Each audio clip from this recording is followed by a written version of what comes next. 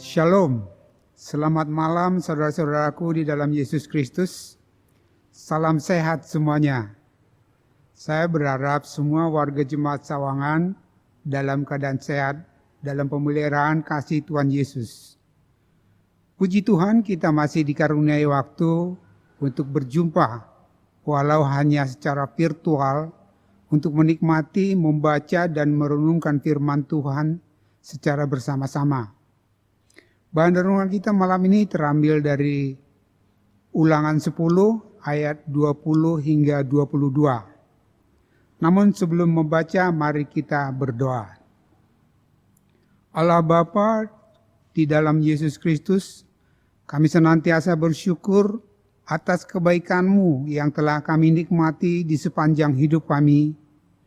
Terlebih di hari ini kami boleh menikmati persekutuan keluarga, walau hanya secara virtual, demi kepatuhan kami terhadap protokol kesehatan berhubung adanya wabah virus COVID-19 yang melanda seluruh dunia yang Tuhan izinkan terjadi ini. Kami hendak menikmati mendengar firman-Mu melalui pembacaan dan percakapan. Kiranya firman-Mu mengerjakan kehendak-Mu di dalam hidup kami, sehingga kami hidup di dalam firman-Mu dan firman-Mu hidup di dalam kami. Pakailah hamba-Mu ini sebagai alat semata untuk menyampaikan apa yang hendak Tuhan sampaikan kepada kami jemaat-Mu. Amin. Saudaraku, sebelum baca Alkitab, mari kita berdiri. Pembacaan kita dari Ulangan 10 ayat 20 hingga 22. Demikian firman Tuhan. Engkau harus takut akan Tuhan Allahmu, kepadanya haruslah engkau beribadah dan berpaut, dan demi namanya haruslah engkau bersumpah.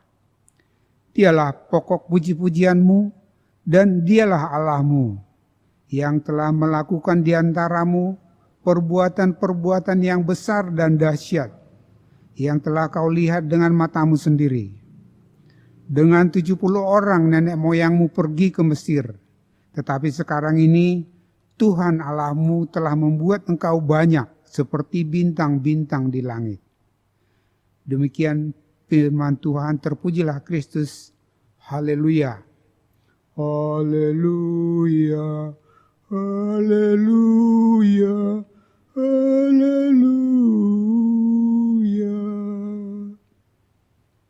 Silakan duduk. Salam sehat. Ucapan ini menjadi populer sekarang ini. Pandemi ini memaksa orang maksimal memelihara kesehatannya dan anggota keluarganya. Karena rumah sakit sekarang ini menjadi momok menyeramkan untuk dikunjungi. Dan demi menjaga daya tahan tubuh harus menjaga kesehatan dulu. Orang dipaksa harus WFH, work from home, kerja di rumah, sekolah online, ibadah pun online atau virtual seperti kita saat ini. Yang lansia dipaksa SAH, stay at home, atau tinggal di rumah saja, enggak masalah, kita nikmati saja. Semua ini membuat kita punya waktu yang lebih banyak di rumah ketimbang sebelum pandemi.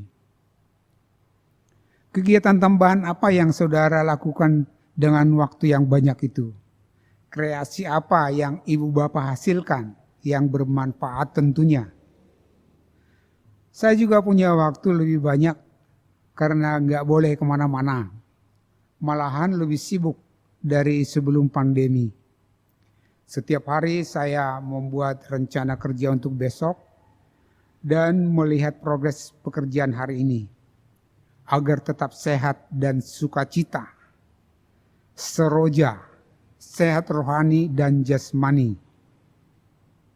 Salah satu yang penting kegiatan saya selain bertukang dan berkebun adalah ikut kursus Alkitab online dari Dallas Theology Seminary, gratis dan tidak bayar. Sudah menyelesaikan 5 session. Salah satu yang paling saya antusias adalah session yang sekarang berjalan The Story of Scripture, cerita Alkitab. Program ini 13 minggu tetapi lebih cepat juga bisa. Dengan metode yang baru saya dapat dari kursus ini, saya lebih mudah hafal secara berurutan ke 66 kitab yang ada di dalam Alkitab. Karena ada pola yang tersusun. Dan bagaimana ceritanya mengalir dari Kejadian sampai Maleaki Perjanjian Lama, saya menjadi punya gambaran secara garis besar. Session berikutnya saya akan ikuti Perjanjian Baru. Saudaraku di dalam kasih Tuhan Yesus, bahan renungan kita malam ini dari kitab Ulangan, kitab terakhir dari 5 kitab Taurat atau kitab Musa. Dalam terjemahan Yunaninya disebut Pentateuch. Penta artinya 5, teuch artinya volume.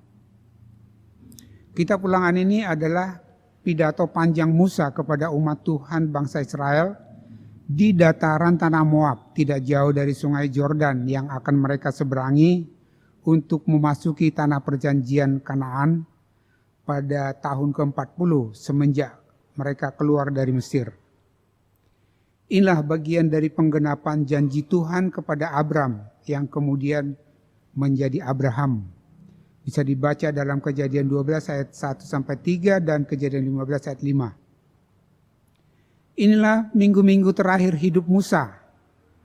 Dia tidak diperkenankan Tuhan masuk ke tanah perjanjian.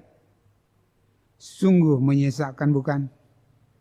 Tetapi Musa menerima ini dengan tulus karena Tuhan yang memutuskan. Tuhan memanggil mereka keluar dari Mesir ke padang gurun, menyendirikan mereka khusus satu suku bangsa keturunan satu orang, yaitu Yakub, untuk beribadah kepadanya yang adalah Allah segala Allah dan Tuhan segala Tuhan. Bisa kita baca di ayat 17 perikop kita bacaan hari ini.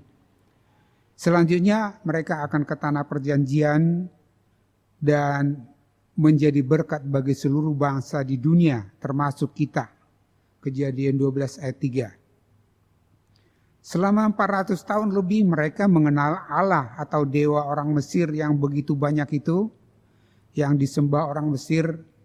Di antaranya dewa-dewa yang ditaklukkan oleh Allahnya Abraham, Ishak dan Yakub dengan 10 tulah melalui Musa hamba Allah itu. Dalam 3 kitab sebelumnya, Keluaran, Imamat, Bilangan, bangsa Israel di bawah pimpinan Musa telah menyaksikan sendiri bagaimana Allah secara nyata hadir di tengah-tengah mereka dalam rupa-rupa keajaiban atau mujizat yang tak terpahami oleh manusia. Dan Allah berkomunikasi dengan mereka dari dalam awan yang tebal. Generasi yang sekarang tiba di dataran Moab ini adalah generasi kedua. Ada 2 kali sensus dilakukan selama perjalanan di padang gurun. Semua laki-laki yang berumur 20 tahun ke atas yang sanggup berperang dihitung. Pada sensus pertama berjumlah 603.550 orang. Di Bilangan 1 ayat 45-46. Pada sensus kedua berjumlah 601.730 orang. Bilangan 26 ayat 51. Di antara 2 sensus ini ada terjadi kematian massal dalam berbagai peristiwa pemberontakan terhadap Allah dan melawan Musa. Allah menghukum mati mereka semua yang di sensus yang pertama kecuali 2 orang yaitu Yosua dan Kaleb.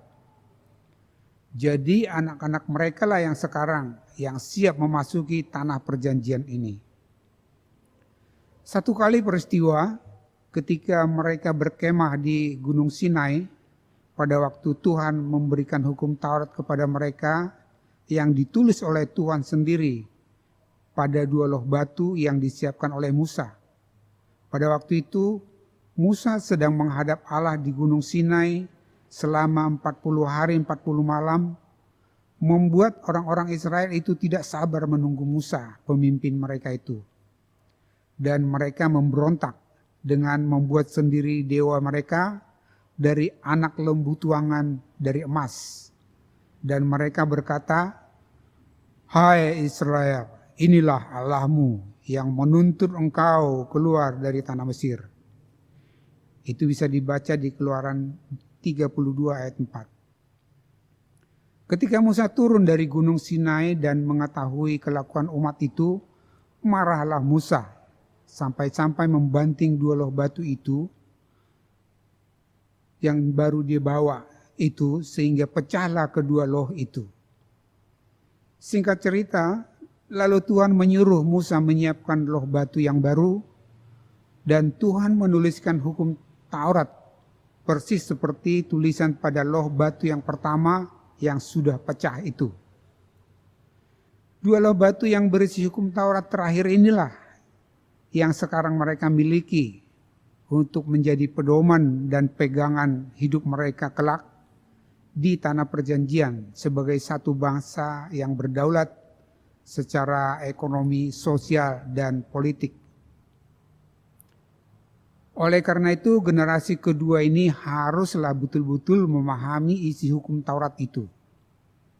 Itulah makanya dalam bacaan kita ini, Musa memaklumkan kembali hukum Taurat ini dan sejarah yang melatar belakangi terbitnya loh batu yang kedua ini untuk menjadi pelajaran bagi mereka dan tidak mengulangi kesalahan generasi pendahulu mereka. Itulah sebabnya dikatakan kitab Ulangan.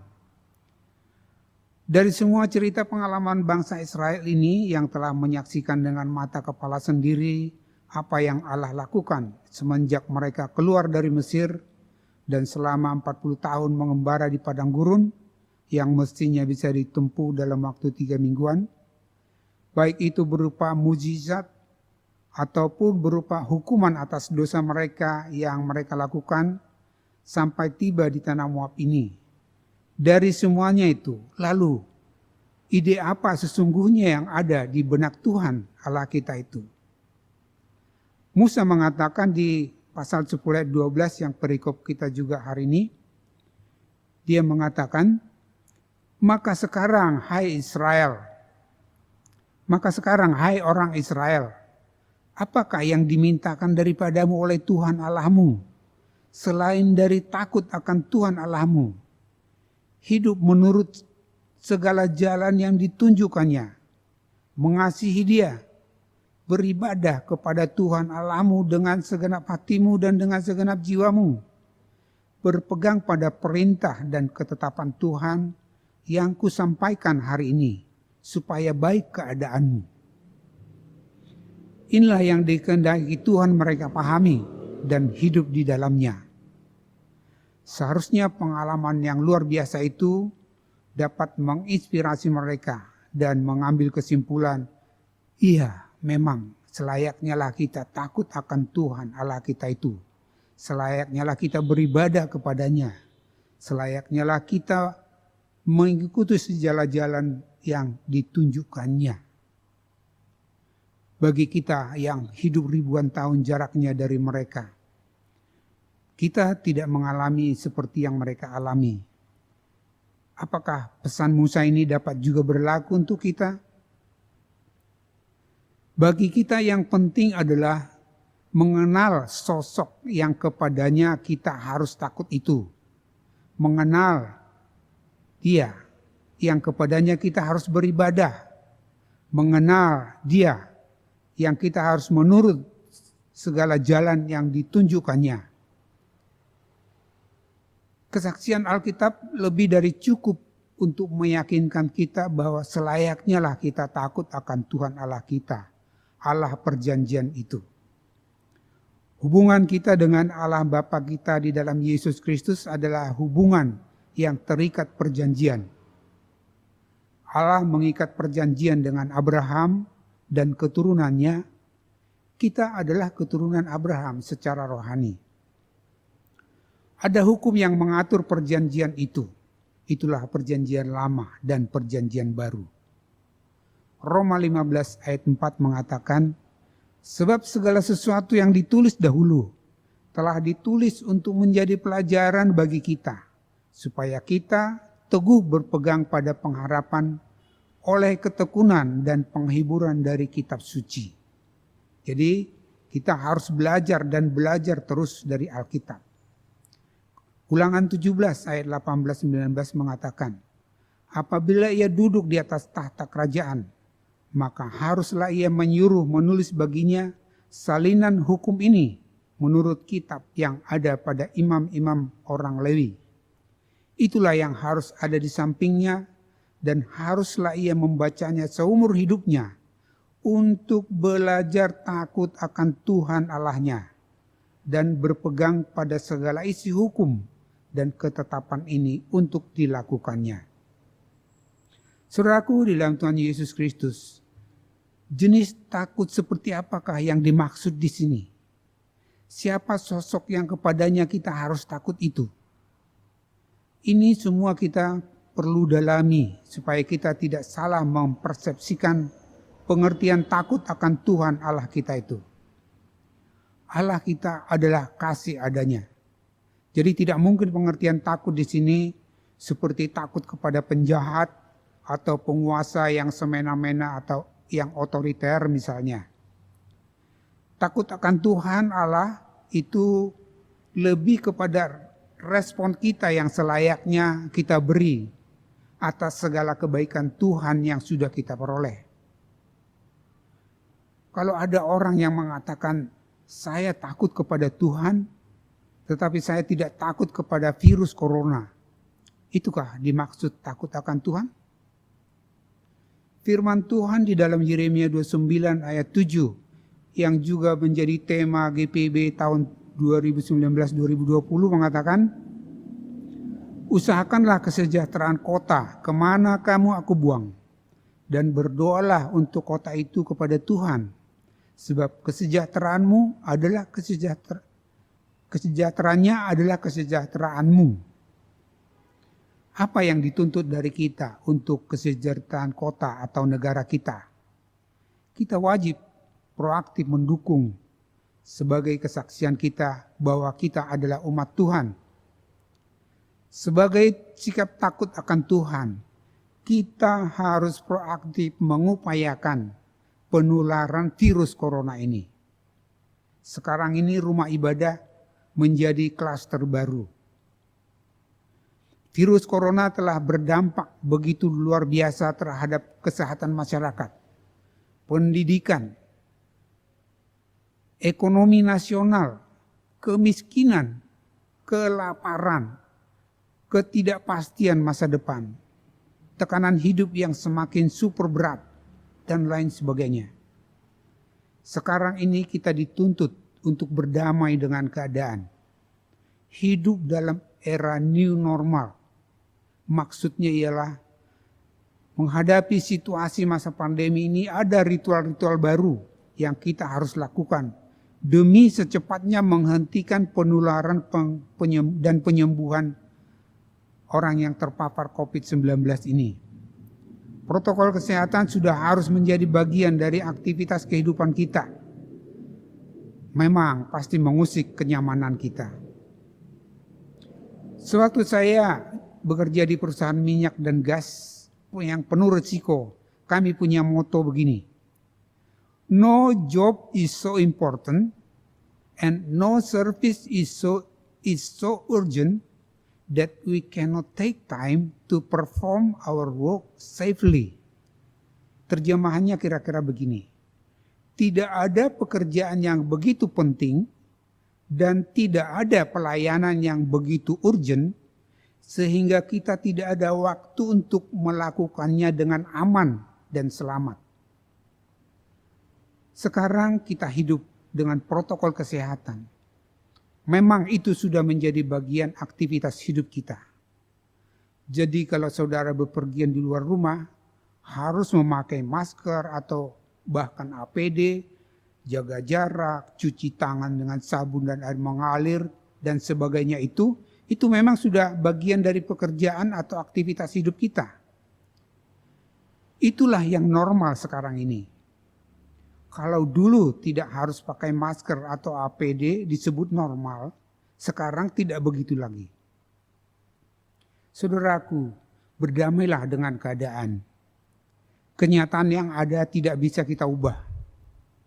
Kitalah yang harus mereposisi diri kita, bagaimana tetap bisa melaluinya dengan tenang dan terus bergerak maju. Tenggelam dalam ketakutan oleh berbagai ketidakpastian melumpuhkan daya juang kita. Saatnya kita mengalami bahwa Tuhan turut bekerja dalam segala sesuatu untuk mendatangkan kebaikan bagi kita yang mengasihi Tuhan. Melalui peran kita, kesejahteraan masyarakat Indonesia menjadi lebih baik. Dalam Yohanes 16 ayat 33b mengatakan, dalam dunia kamu menderita penganiayaan, tetapi kuatkanlah hatimu, aku telah mengalahkan dunia. Tekanan hidup di dunia ini jangan membuat kita kalah, menyerah, tanpa berkontribusi positif. Turut ambil bagian dalam mengupayakan kesejahteraan masyarakat. Kita mulai dari diri kita sendiri. Percayalah, segala perkara dapat kita tanggung di dalam Dia yang memberikan kekuatan kepada kita. Filipi 4 ayat 13. Tuhan Yesus memberkati kita. Amin.